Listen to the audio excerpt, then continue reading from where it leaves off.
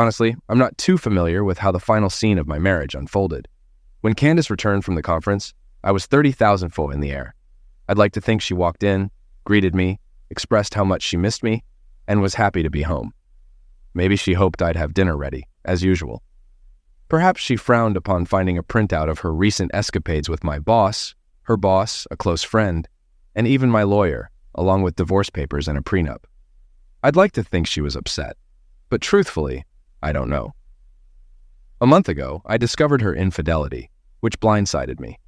I'm 27, set to inherit $70 million at 32, the source of my current troubles. Despite my wealth, I worked as an accountant in Melbourne. I was raised to respect everyone, regardless of their education. Orphaned at 21, I inherited the family fortune after a tragic plane crash. Yet I never flaunted my wealth. I met Candace casually one night, leading to a regrettable affair.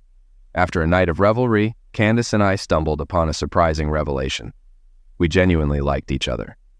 It was an ironic twist of fate that led to this realization, as Candace had been consoling a friend who had just discovered her boyfriend's infidelity. In the months that followed, our relationship progressed through a series of casual dates until we reached a point where exclusivity felt like the natural next step. During those initial stages, Candace appeared unperturbed by my financial status. She was carving out her own successful career at one of the city's top marketing firms, earning a respectable salary. Looking back, I was under the impression that our marriage was thriving. As a young, affluent couple, we seldom dined at home, preferring instead to frequent the city's fine dining establishments. Weekdays were marked by joint gym sessions, while Saturdays were reserved for city escapades, whether it was sampling gourmet cuisine, hitting the dance floor at clubs, or enjoying a good laugh at a local comedy club. Recalling the moment I proposed to her, I shuddered at the stark contrast with what I now knew. Back then, her acceptance filled me with an overwhelming sense of luckiness, despite her being what many would consider conventionally average in appearance. As our marriage progressed over 2 years, discussions about starting a family emerged.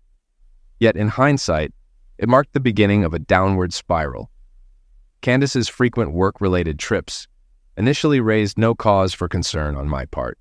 After all, isn't trust an inherent part of loving someone? It was only when my manager and partner, George Seaman, announced a lengthy business trip that my suspicions were aroused. His departure coincided with Candace's upcoming 3-week conference, a coincidence that seemed innocuous at first. It wasn't until a chance encounter with an intern named Iona that the truth began to unravel. As she entered my office following George's announcement, Iona's demeanor betrayed a hidden agenda. "Hi, Thomas," she greeted me, prompting me to pause my work on a corporate spreadsheet. Little did I know that her presence would unveil a reality I was ill-prepared to confront. Iona Brown was petite, yet strikingly beautiful, with long golden hair cascading down her back, piercing blue eyes, and an air of sophistication that exuded professionalism. Despite her modest attire, she always conveyed a sense of dedication to her work. In just 3 months, she would conclude her tenure with us and embark on a year-long journey across Australia before heading to Germany to reunite with relatives.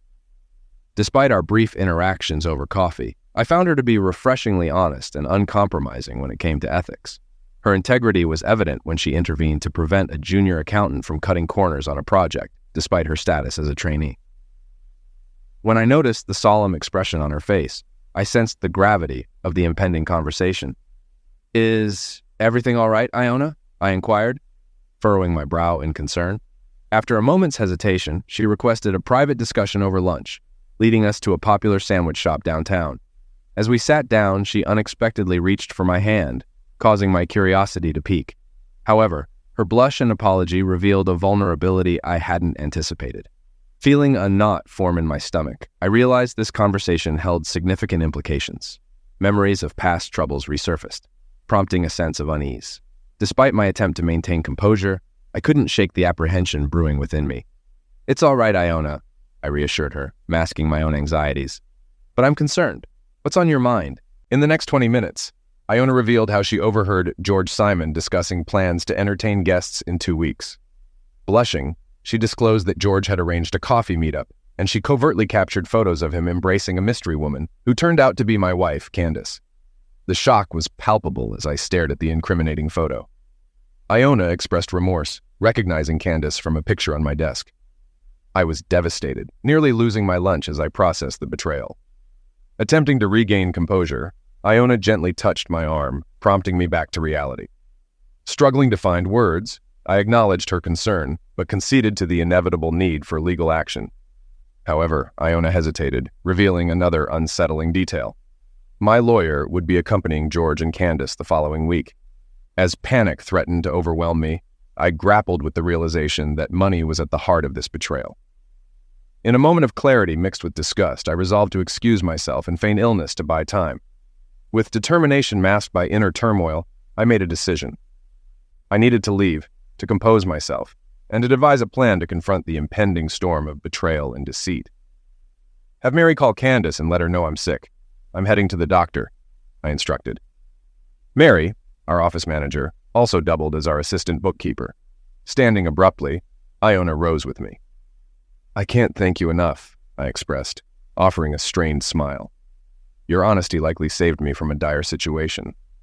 Can you share this with Mary and keep it between us? Iona nodded without hesitation, affirming her loyalty in quiet German. I'm sorry, Thomas. I hope you won't hold it against me, she said. I reassured her, extending my hand. No grudges, I owe you. Consider me a friend for life. With mutual smiles, we parted ways. I headed to a restroom, inducing vomiting to maintain the ruse of illness. After a brief call to my doctor, I arranged an appointment, securing a sick leave and medication for a presumed stomach ailment. Leaving the clinic, I resolved to take action. Driving to a nearby hotel, I checked in and settled in my room. Shortly after, Candace called, expressing concern over my health. Faking illness as usual, I assured her I was fine, but requested clothes and toiletries be brought to me, feigning a need for rest. Surprised by her genuine concern, I couldn't help but feel conflicted about her fidelity in light of recent revelations.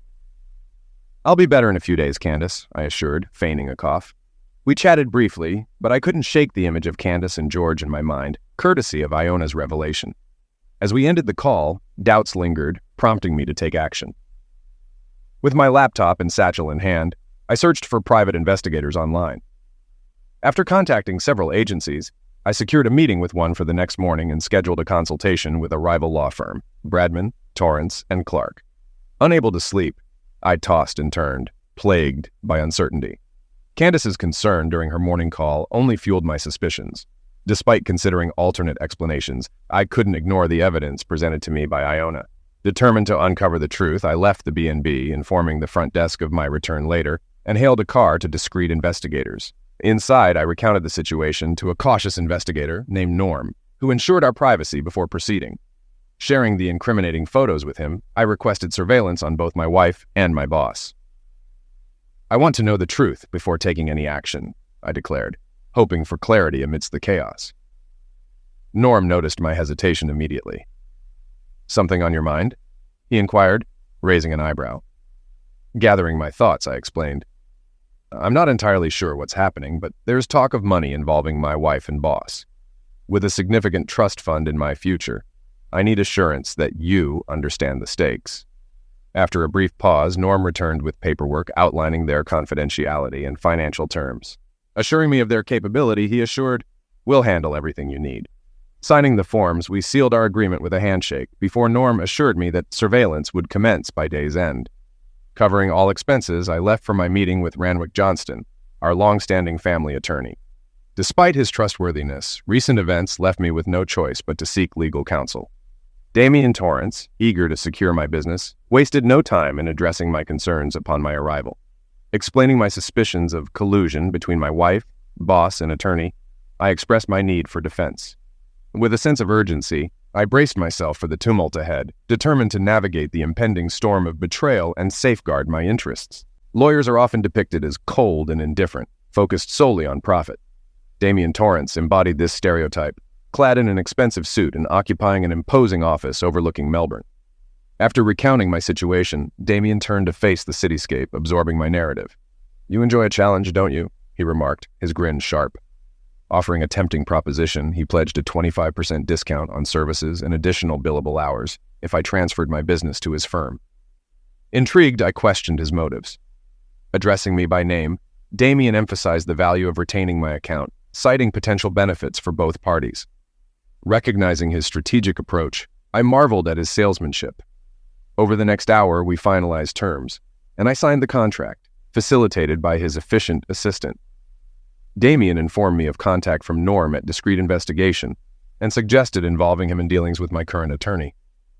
Grateful for the insight, I left, impressed by Damien's shrewdness and the hospitality of his firm. I paused, considering Anne's suggestion before agreeing to brunch on Sunday morning, acknowledging the need to keep a low profile until matters were resolved.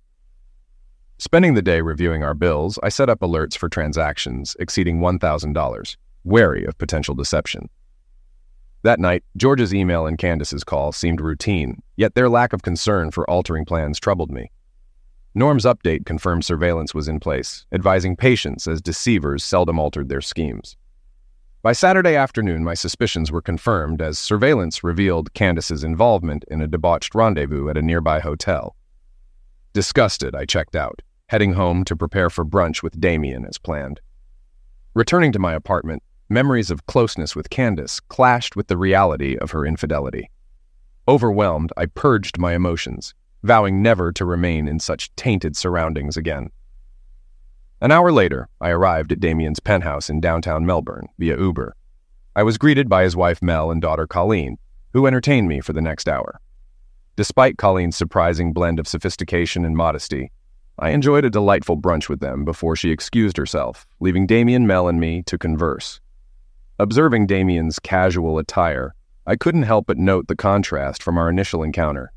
He chuckled at my observation, explaining that while his professional demeanor was necessary, his invitations stemmed from genuine friendship. Mel shared her empathy, revealing her own experience of betrayal in her previous marriage. Damien tenderly comforted her, underscoring the severity of my situation compared to hers. Recalling her tumultuous past, Mel empathized with my anguish, describing her own ordeal of discovering her first husband's infidelity. Damien's law firm had facilitated her divorce, but their relationship had developed independently of that encounter. Damien grinned, glancing at his wife. "My tale's a tad different," he said. "I was engaged to Cherry, but our split stemmed from her disapproval of my demanding hours as a law firm partner. It wasn't a messy breakup, just a breakup. About a month before Mel's divorce was finalized, we crossed paths at a coffee shop downstairs. I was drawn to her, pregnant belly and all." "You mean?" I interjected, eyeing Mel, who blushed. They affirmed, "Yes, Colleen is Lawrence's daughter," Mel clarified. "I discovered this a few weeks later, but it didn't alter my feelings," Damien added. "I promptly adopted Colleen at age 2 when Mel and I wed. Lawrence gladly signed the papers, relieved to dodge child support obligations. We sat in silence, absorbing the revelation. Eventually, I broke the quietude, sipping my coffee. "So, what became of Lawrence?" I inquired. Damien chuckled. "He fell ill with several STDs over the following year. We lost track, but last we heard, he was in a shared house, working customer service for a telecom giant," he disclosed, sighing. "If that's what makes him content, so be it." "Though he owed Mel honesty," Damien remarked, Mel squeezing his hand affectionately. "True, but our union emerged from it. I can't regret that, despite the pain," Mel reflected. Damien nodded, somewhat guarded. We continued chatting, Colleen joining us briefly before retreating to her room to chat with friends on Discord. "And you, Thomas?" Mel inquired, refilling our cups with her expertly brewed coffee. I glanced at Damien, raising an eyebrow. He waved off any sense of formality. "You're not under scrutiny," he assured me. "Just friends offering support to someone in need." It was the first genuine smile I'd managed since my ordeal began. I peered into my coffee as if seeking guidance for the future. "No," I began, realizing Damien must have shared my financial prospects. Mel shook her head, smiling.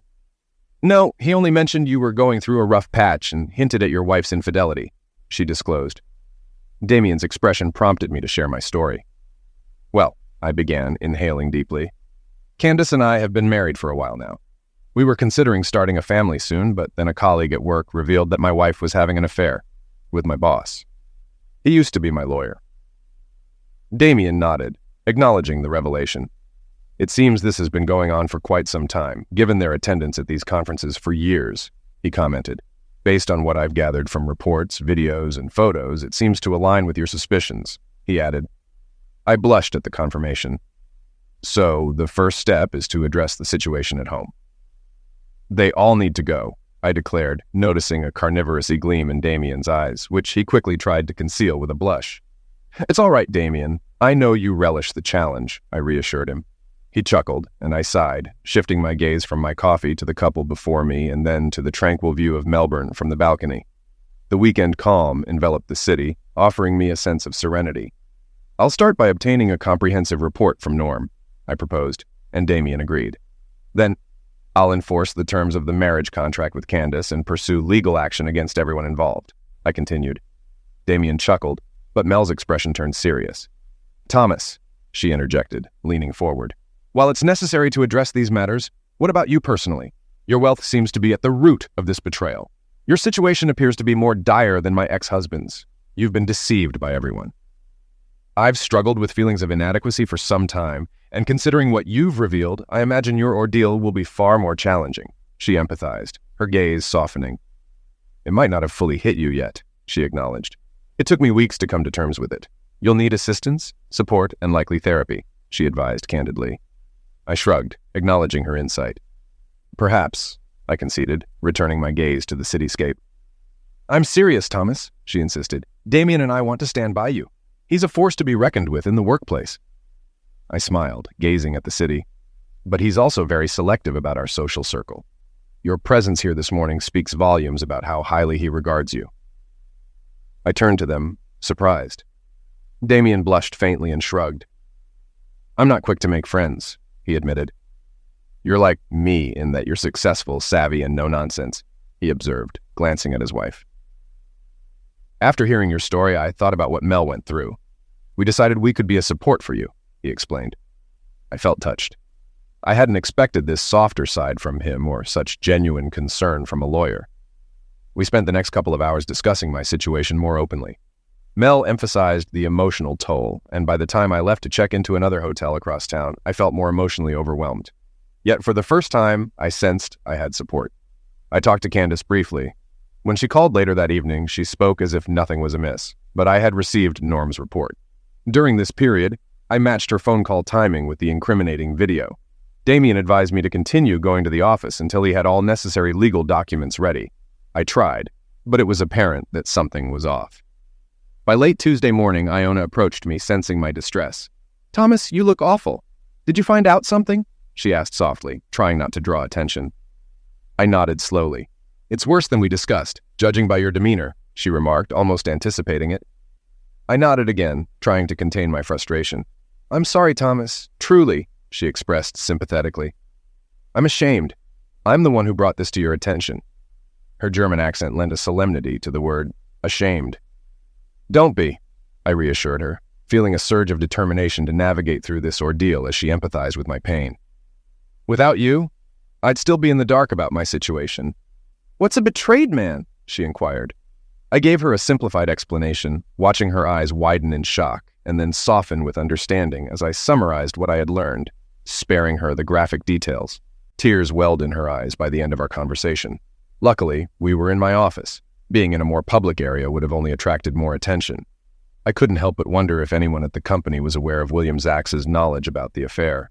Iona suggested meeting for dinner that night, unable to maintain composure if I disclosed everything over dinner. Agreeing, we left shortly after work, as she had only 4 days left on her internship. Later that afternoon, Mary, our office manager, gave me an odd look in the hallway. After lunch, she spent hours in discussion with William. I feigned productivity for the rest of the day, observing both men closely.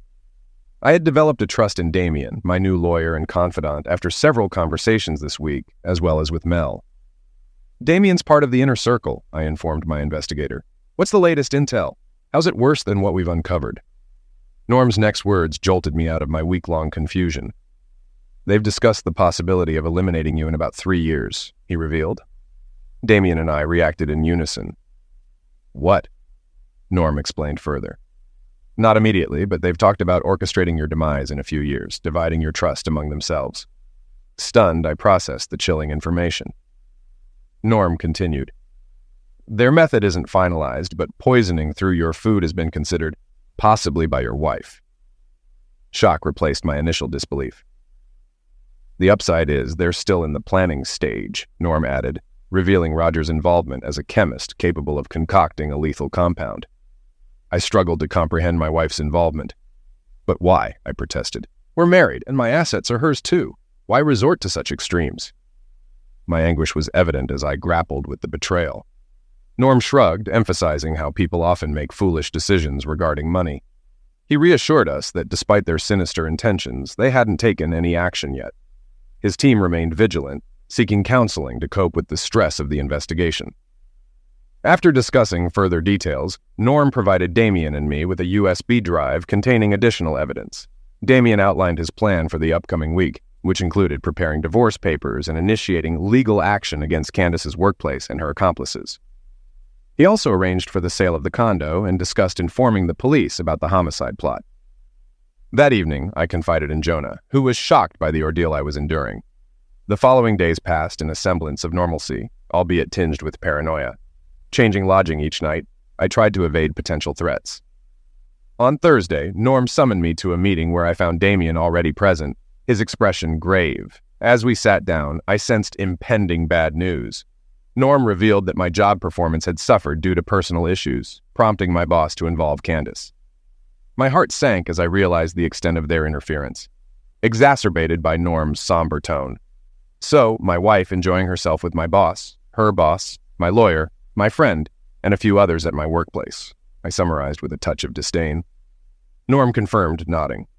Unfortunately, yes, he replied.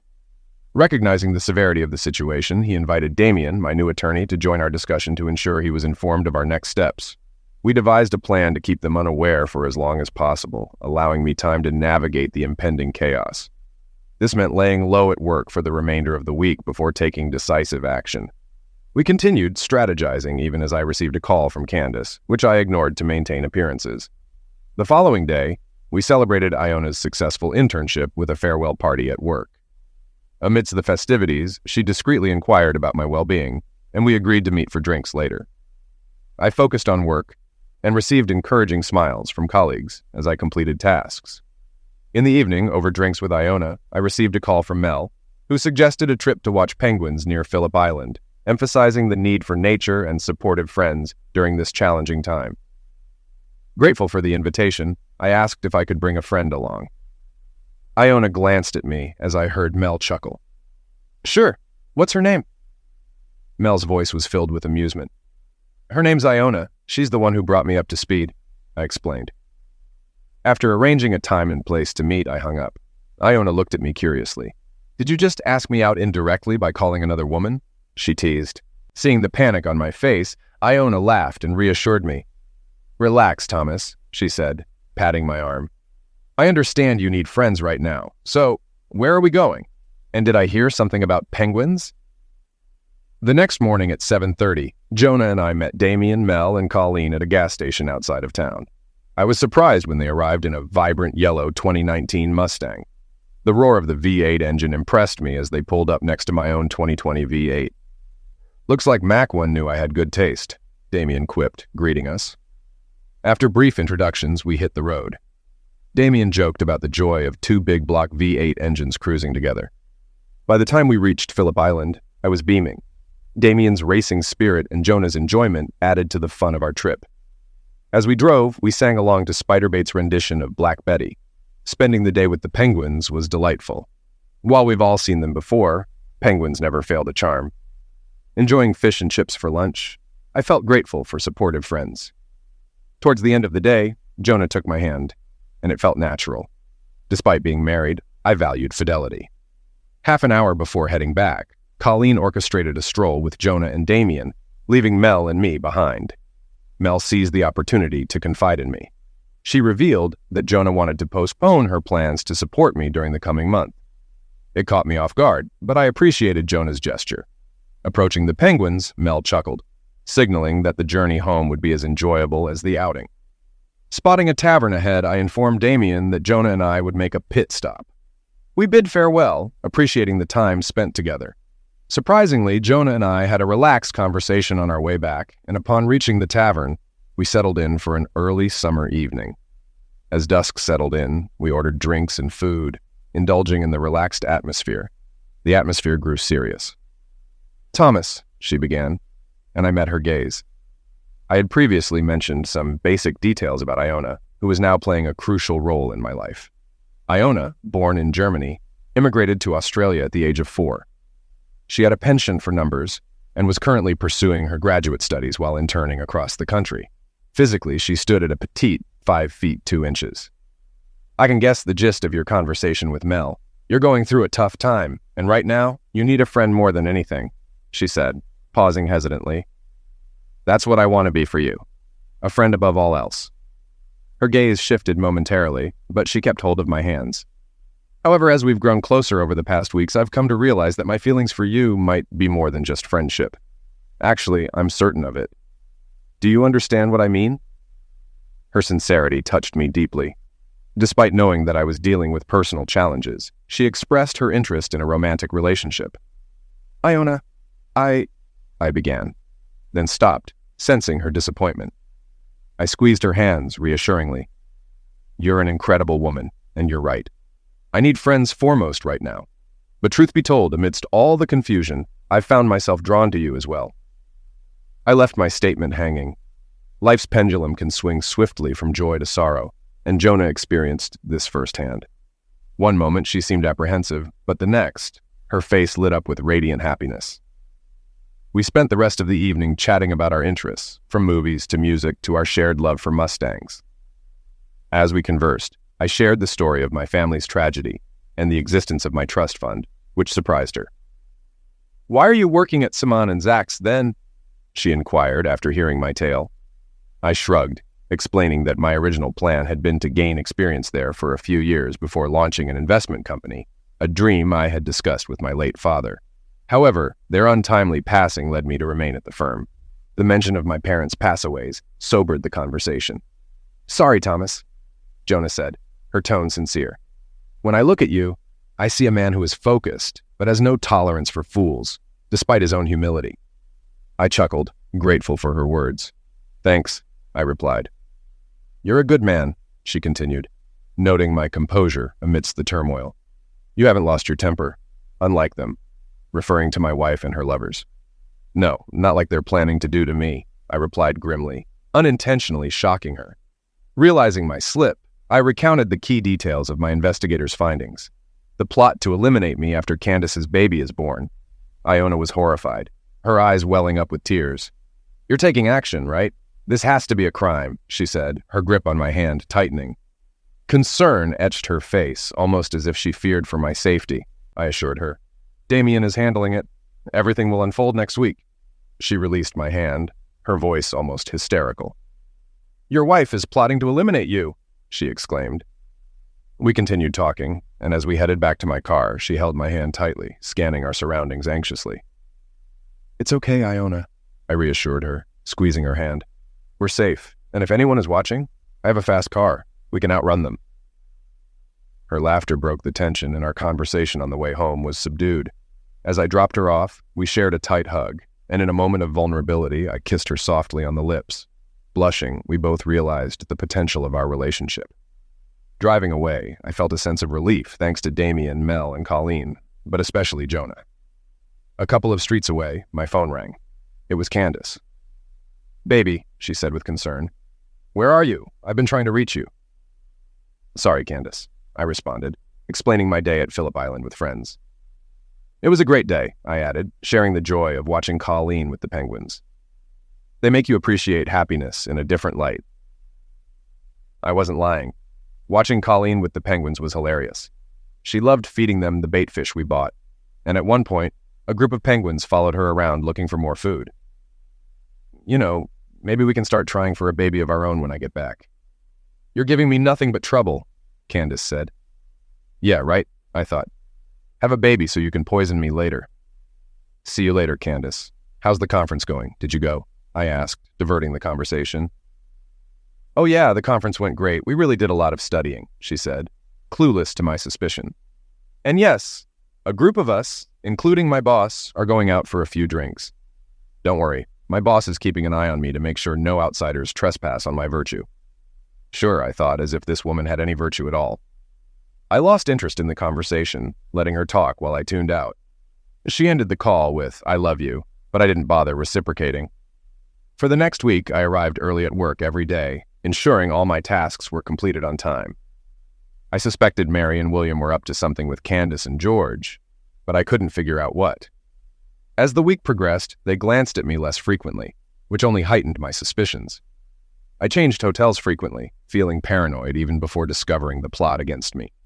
Spending evenings with Jonah, we packed up my apartment, storing my belongings in a company shed for free.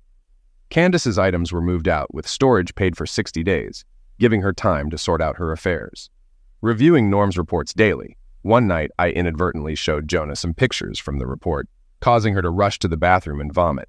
When she returned, she was livid, expressing her fury at my soon-to-be ex-wife's behavior. Monday morning arrived, marking game day. The cheaters were expected back early, while I was set to depart for a month in Cairns, North Queensland. I went to work as usual, attending a staff meeting where William announced George's return tomorrow. Mary's scrutiny caught my attention for the first time since my induction, prompting me to alert Damien for potential conspiracy charges. Shortly before lunch, declining an invitation to dine with the group, I swiftly left, initiating a race on my laptop before departing. Leaving my keys and cards on my desk, I intended to resign, with Damien's team tasked to deliver the letter later. At the office exit, the company car driver greeted me, driving me to the airport. Iona bid me farewell with one of her chaste kisses, and at the airport, Damien and Mel saw us off. Damien handed me a new phone with a private number known to only a few, ensuring confidentiality. Flying business class with Iona to Cairns, we enjoyed champagne on board. Upon landing, another driver escorted us to a cozy bed and breakfast for our first week's stay. Run by an elderly gay couple, the B&B boasted a stunning view of the sunset over the water. Our room featured a double bed, attached bathroom with a double shower and whirlpool tub, offering luxury and comfort. The owners shared that they had remodeled recently, offering 2 king bedrooms and 4 superior rooms, ensuring a delightful stay. On the way from the airport to the hotel, I received a text from Damien, confirming the deed was done. "You're free now. Turn off your phone," he advised, and I complied, feeling nervous upon settling in for the night with Jonah. We both felt the weight of expectations, but it turned out we had nothing to worry about. After retiring to the bedroom, we drifted off to sleep. The next morning, Jonah inquired about my well-being, to which I responded enthusiastically, praising the night before. She gleefully confirmed that her plan had worked, and we expressed our commitment to each other. Over breakfast, we savored the cuisine and explored attractions like the Daintree Rainforest and the Great Barrier Reef. By the end of the week, I'd even forgotten about my cell phone until Damien, Mel, and Colleen joined us, sharing news of 9 arrests related to the homicide conspiracy, including some familiar faces from our past. I leaned back, bewildered. 9 people wanted me dead? I exclaimed. Sort of, Damien explained. They admitted no personal animosity toward you. In fact, they praised you as a nice guy. But they conspired to profit from your trust after your pass away, blaming each other. Except Candace. She broke down upon finding you gone, as the divorce papers show. She's now under observation at Ramsey Hospital. I hand-delivered your resignation, sparking the closure of your former workplace with immediate termination for all. Their survival seems unlikely. Similar story at Candace's workplace, and I witnessed the arrest of Mr. Randwick Johnston, quite satisfying professionally. No charges against me, he added with a wink, and we chuckled. What about Roger? I inquired. He got nabbed too. His wife was clueless, thinking he was on a work trip, not cavorting with a friend's wife. I offered to represent her pro bono, Damien shared. Mel playfully slapped Damien. Quit teasing, kid. We all chuckled, digging for more details. Mel glanced at Jonah and me holding hands. Well, that didn't take long, did it? She remarked. Iona blushed, then admitted, I asked him to hold me the first night. I ensured he stayed in the room, keeping him occupied so he wouldn't dwell on the situation. Damien ended up spewing coffee through his nose the next day, much to Mel's amusement. I just grinned like the Cheshire Cat. Mel assured me, You'll be fine, Thomas, glancing between Jonah and me. And she's a keeper. They accompanied us for the next week, joining us on day trips, overnight stays at casinos, and even a light airplane flight to the Daintree coast. Afterward, they returned home to Melbourne while we flew to Brisbane. There, Iona introduced me to her parents as her boyfriend, and I gladly played the role. We made headlines one night in Brisbane, though my name wasn't mentioned. And when Jonah informed my parents, they nearly panicked until we clarified the situation. They were the epitome of honesty and trustworthiness. Throughout our journey, we explored Brisbane for a week, followed by another week in Sydney. By the end of the month, neither Jonah nor I could envision life without each other. Towards the trip's end, we broached the topics of marriage and children. I assured her that once my divorce was finalized, we'd become engaged. It wasn't a conventional proposal, but she understood, confident that when the time came, I'd propose properly. When children came up, she blushed. "I have something to tell you, Thomas," she began. "I might be pregnant," she confessed, her voice tinged with shyness as she awaited my reaction. With a sigh, she added, "My period is due in a few days, so we'll know soon." Looking at me expectantly, she awaited my response. "Are you kidding?" I chuckled. "No, I've thought about it too," I confessed honestly. "I've been hoping for an accidental pregnancy. I can't think of anyone I'd rather have a baby with than you these past few months." Sadly, she woke up the next morning with her period.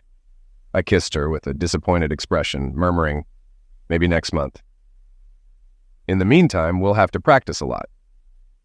As our vacation came to an end, we returned to Melbourne and stayed overnight at Iona's place.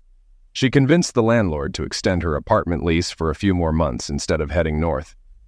Although it was a small apartment outside of town, Iona felt a bit embarrassed after our month-long stays in bed and breakfasts across the country. I playfully teased her with questions about every little detail in the apartment until she was giggling uncontrollably. The next day, we visited Damien's office to look for new places to live. During lunch, Mel surprised us with coffee. "What brings you here, Mel?" Iona inquired, puzzled by her unexpected visit. "I heard you were here, so I thought I'd drop by to see how you're doing and bring you some coffee," Mel explained with a sip of her own coffee. Sensing something was amiss, Iona asked, "Is everything all right?" Mel shrugged, her expression betraying her concern. "It's not going too well, Mel. I'm not pregnant yet," Iona sighed, her disappointment evident. Moments later, Mel accidentally spilled coffee on the conference room table, prompting laughter from me. "Excuse me," I chuckled, explaining to Mel that Jonah and I were trying for a baby. "After the past month, we just decided to see what happens." "That's quick," Mel remarked, a hint of concern in her tone. We nodded in agreement. "Maybe," Iona dismissed, her gaze affectionate as she looked at me. Mel observed us for a moment before changing the subject, asking about our presence at the office. Upon learning that we were house hunting, Mel readily agreed to assist. She spent the next couple of hours helping us identify our preferences and requirements, considering the possibility of accommodating a baby. Damien stopped by briefly, flashing a smile as he overheard the conversation between the two women in the kitchen.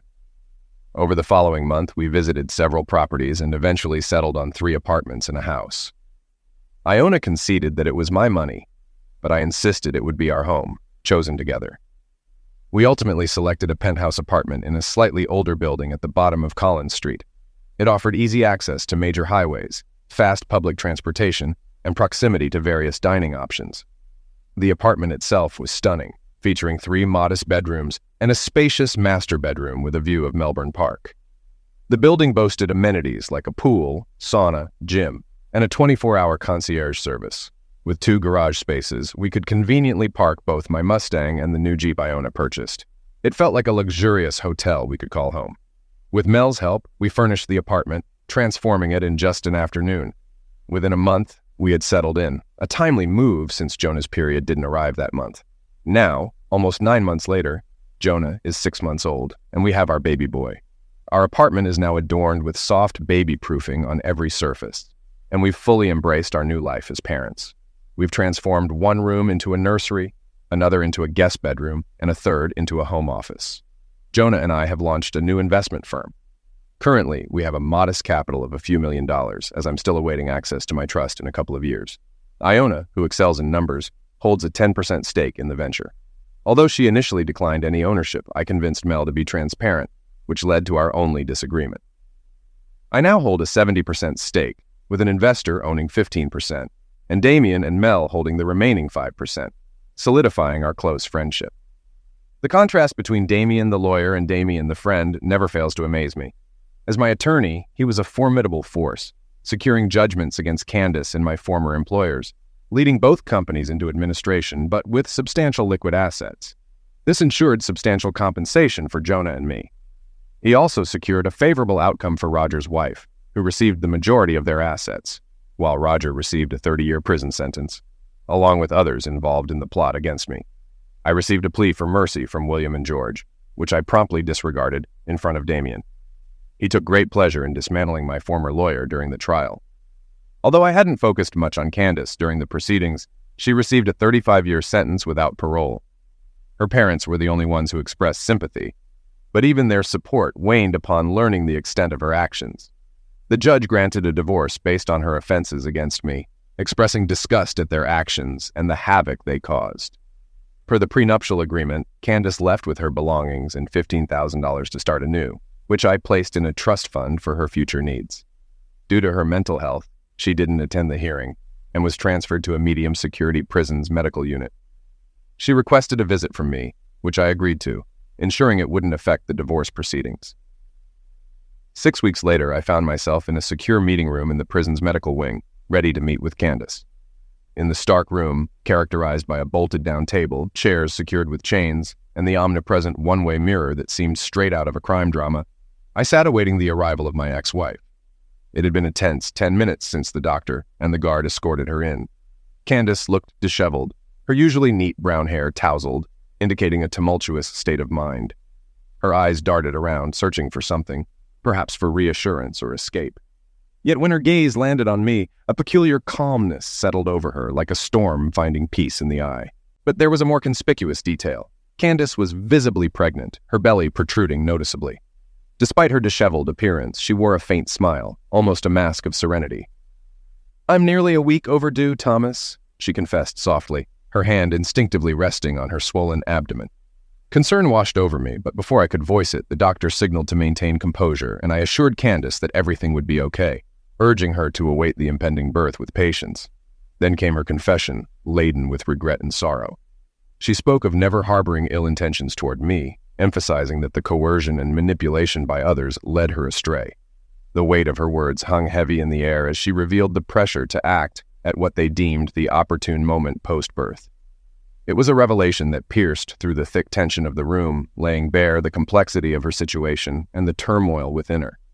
Despite our estrangement, she clung to a glimmer of hope for redemption, tethered to the belief that our impending child could serve as a beacon of renewal. Her plea for forgiveness echoed softly, a fragile thread connecting us across the chasm of past grievances. Caught in the emotional whirlwind of her confession, I struggled to find words, my thoughts swirling with a mix of empathy, skepticism, and unresolved pain. "Our baby will bring us back together. Once the baby arrives, I'll be released, and we can start anew as a family. I promise to protect you from them," Candace pleaded, her words tumbling out in a disjointed stream. "You're my top priority, Thomas. The others were just distractions, interested in each other more than me. They used me for money. It's just us and our baby now."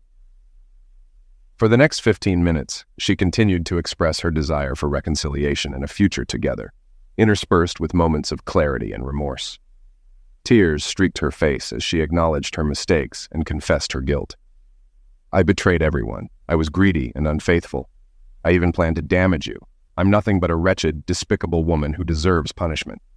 Growing increasingly agitated, she bared her emotions, urging me to inflict pain upon her as a form of retribution. "I still love you, Thomas, despite everything," she lamented, stripping off her prison garments in a desperate plea for absolution. In a moment of vulnerability, she revealed the anguish of knowing the baby wasn't mine, and the regret of her past actions. Feeling powerless, I remained by her side as she grappled with her demons. "It was meant to be yours," she repeated, her voice echoing with sorrow. As the doctor intervened to guide her toward stability, Candace reluctantly retreated, bidding me a bittersweet farewell. "Live well, Thomas," she whispered, a poignant reminder of our shared past and uncertain future. And with that, she departed, leaving behind a trail of remorse and unspoken longing.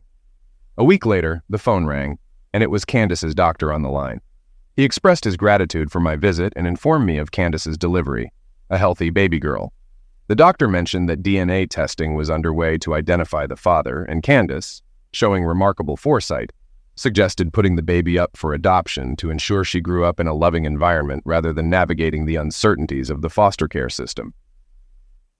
That evening, still reeling from my encounter with Candace, I found solace as Jonah gently placed my head on her stomach, where I felt the gentle kicks of our unborn son. It was a poignant moment, contrasting the newfound hope of impending fatherhood with the complexities of Candace's situation. 2 months later, our family expanded with the arrival of John Thomas, bringing both joy and a sense of responsibility. In a moment of compassion, I approached Damien, asking if there was a possibility of adopting Candace's daughter. After careful consideration, little Macy, Candace's child with Randy, became a part of our family. Damien, ever the tenacious lawyer, secured a modest child support payment for Macy's future education, ensuring she had some financial security. Jonah embraced Macy with unwavering love, treating her no differently than our biological children. We were firm in our belief that children should not suffer for the mistakes of their parents. Our family continued to grow, with our marriage a year later, followed by the addition of a baby sister during our honeymoon, and then a baby brother. As Macy reached adulthood, we felt it was time to reveal the truth about her origins and our history with her birth parents. It was a tumultuous week filled with mixed emotions, but with Aunt Mel's guidance, Macy found solace in the unwavering love of our family. A meeting with Randy took a dark turn, resulting in his injury and subsequent isolation. However, our encounter with Candace revealed a different side. Despite her frailty, she was moved to tears upon seeing Macy standing before her, prompting a heartfelt moment of reconciliation and remorse in the visitors' lounge. Macy, displaying her polite nature, approached Candace, offering her assistance and guiding her to the table. Standing back, Jonah and I observed as Macy introduced herself, revealing that she knew Candace was her birth mother. Candace broke into tears again, though we had forewarned the guards of the emotional reunion. After Candace underwent a thorough search, we were permitted a brief moment of embracing. Witnessing the heartfelt interaction between my adopted daughter and ex-wife, I couldn't help but be moved. Jonah, wiping away a tear, jokingly attributed it to pollen. My wife then led me over to Candace, and we spent the next hour conversing. Candace expressed her gratitude for my adoption of Macy, revealing she had no knowledge of her daughter's life after giving her up. The act of adopting Macy seemed to positively impact Candace's demeanor, as noted by her improved behavior, according to the doctors. Although she still had some time left in her sentence, the prison reported a significant improvement in Candace's conduct since the encounter. Macy, following her mother and Aunt Mel's encouragement, visited Candace on special occasions, fostering a connection despite their distant relationship. While I had started to forgive Candace, it was clear to both of us that our relationship would never extend beyond civility. For Jonah and me, Candace remained the woman who once dared to challenge me. She continued to protectively guard me and remained wary of any potential threats, showcasing her loyalty in subtle ways, such as scolding in German when she sensed someone encroaching upon me.